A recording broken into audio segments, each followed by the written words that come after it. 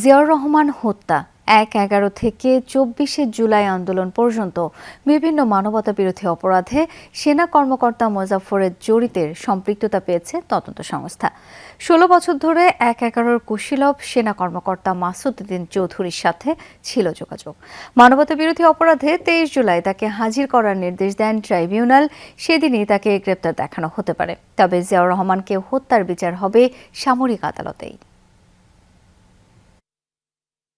প্রয়াত রাষ্ট্রপতি জিয়াউর রহমানকে হত্যায় জড়িত এই মুজাফফরকে গ্রেফতার করা হয়েছে ৪৫ বছর পর। চলছে জিয়া হত্যায় তার অধিকতর জিজ্ঞাসাবাদ।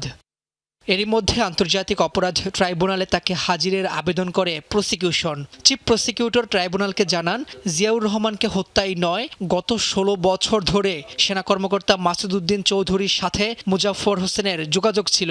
১/১১ থেকে ২৪-এর ৫ আগস্ট পর্যন্ত বিভিন্ন মানবতা বিরোধী অপরাধের সঙ্গে মুজাফফর হোসেনের সম্পৃক্ততা পেয়েছে তদন্ত সংস্থা। সারা বাংলাদেশে যখন এই যে মানবতা বিরোধী অপরাধ সংঘটিত হচ্ছিল, তখনও এই আসামি এবং মাসুদ উদ্দিন চৌধুরীর মধ্যে একটা সংশ্লিষ্টতা আমাদের তদন্ত সংস্থা ইতিমধ্যে পেয়েছে। ১/১১-র সাথে তার সংশ্লিষ্টতা আছে এবং আর কোনো ঘটনার সাথে তার কোনো সংশ্লিষ্টতা আছে কিনা, এই সমস্ত বিষয়গুলি উদ্ঘাটনের স্বার্থে আমাদের তদন্তকারী কর্মকর্তা আজকে আমার বরাবর একটি আবেদন করেছে তাকে গ্রেফতার দেখানোর জন্যে। পরে ২৩ জুলাই মুজাফফরকে ট্রাইব্যুনালে হাজির করতে সেনা সদরকে নির্দেশ দেন ট্রাইব্যুনাল ২। সেদিনই তাকে এই মামলায় গ্রেফতার দেখানো হতে পারে। সেটা আমাদের ইনভেস্টিগেশনের দাবি রেখে সেই কারণে আমরা তাকে ইনভেস্টিগেশনের স্বার্থে তাকে আমরা প্রোডাকশন ওয়ারেন্ট চেয়েছি।